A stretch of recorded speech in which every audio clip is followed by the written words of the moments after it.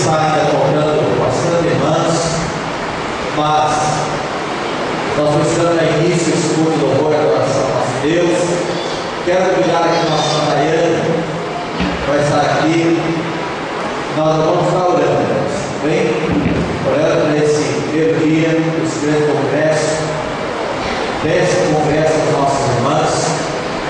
Graças a Deus, nós sabemos que a chuva é uma bênção também para todos nós. Nós vamos orar agradecendo ao nosso Deus. Oramos, Senhor Deus e eterno Pai, em nome do seu Filho Jesus. Pai, estamos orando diante da tua presença.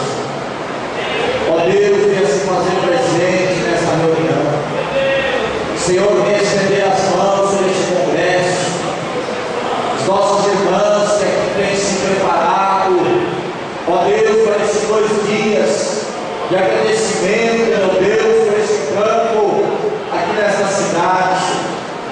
Pai, nós sabemos que a maior bênção é a tua glória aqui no nosso meio. Senhor, a maior bênção é a presença do Senhor. Ó Deus, estenda as tuas mãos sobre cada uma das nossas irmãs. Senhor, sobre a liderança, nossa pastora Cláudia, todas as irmãs que estão auxiliando.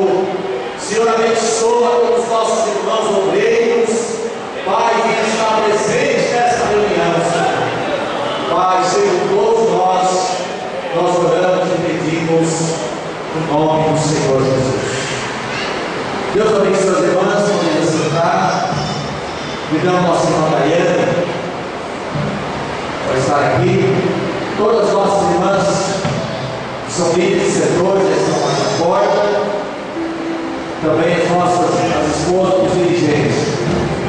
Bom, e agora você está entrando para o santuário.